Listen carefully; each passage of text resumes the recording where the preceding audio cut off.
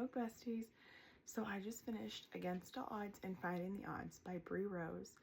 And I rated the first one 5 out of 5 stars and the second one 4.75 out of 5 stars. These books had me sucked in from the beginning. I couldn't put them down.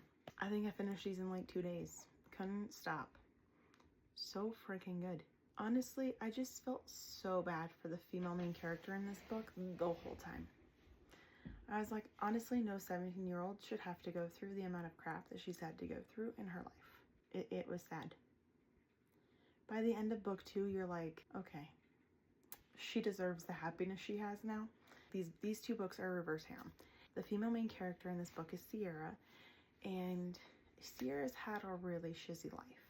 Her mom passed away, I think, when she was like 16, maybe at the beginning of 17, I don't really remember, which left her and her younger sister Sam in the custody of her aunt. Her aunt was honestly just in it for the money and stuck around until her mom's or their mom's life insurance money ran out, and then she would only come around to get the money that Sierra made working. So it pretty much left Sierra to take care of her 9-year-old sister Sam. I think she's 9. During this period before her mom passed away, she had a best friend named Wesley.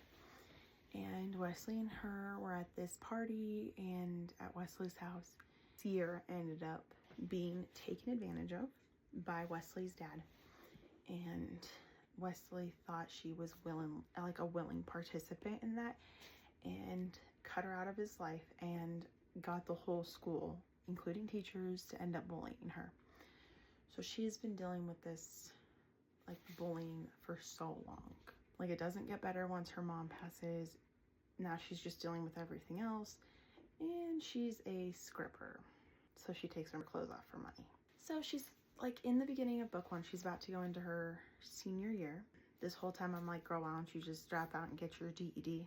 But I get it. She has her own reasons for not doing that. But she ends up meeting these 3 new boys at the school. 2 of them are twins, one of them's they're all brothers, and they were all adopted by the same guy, and they're all the same age. Sierra doesn't have very much hope. They're not going to like be around for her, like, because everyone else is against her. So she pretty much is just like, they're going to bully me like all the rest of the kids. And they don't necessarily bully her in the beginning, but they don't stand up for her. 3 boys, the 2 twins are Braxton and Colton, and then the other one is Xander.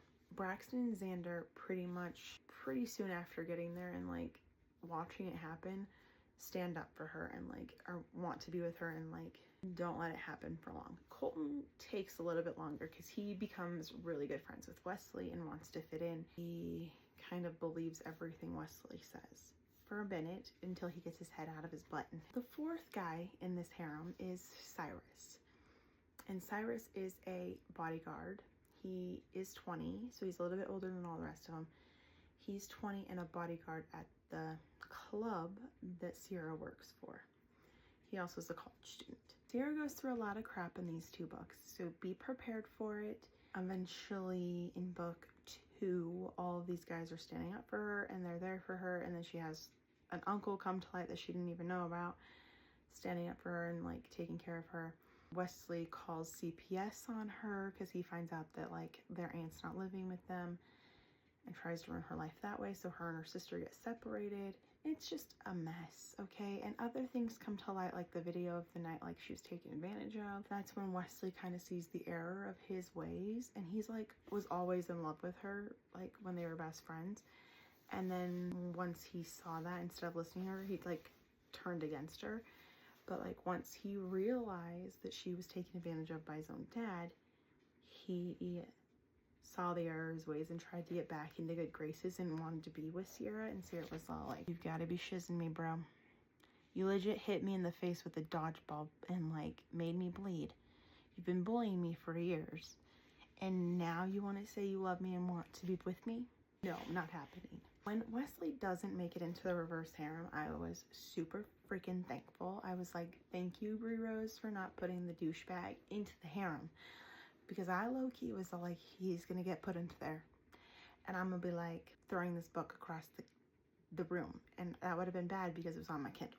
But I was like, if he makes it into this harem, your girl's revolting. He doesn't, which you will be thankful for if you read these books, because he was a grade A douchebag to her. The reason I rated the second book 4.75 instead of like the full 5 is I felt like the scenes at the end of the book were really rushed. It was all like, yeah, they're all together and everything's done, but then like the last couple chapters is like, oh, we did it with this one, and then the next chapter was like, oh yeah, then we had sex with this one, and then the next chapter was like, oh yeah, I had sex with the last one. And it was just like, and then it ended.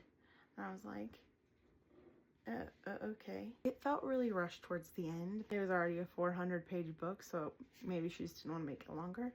I would have been okay with it, but that's me. If you haven't read Against All Odds and Fighting the Odds by Brie Rose, definitely go check them out. So freaking good. Thank you for watching this video. I hope you guys enjoyed, and I will see you in the next one.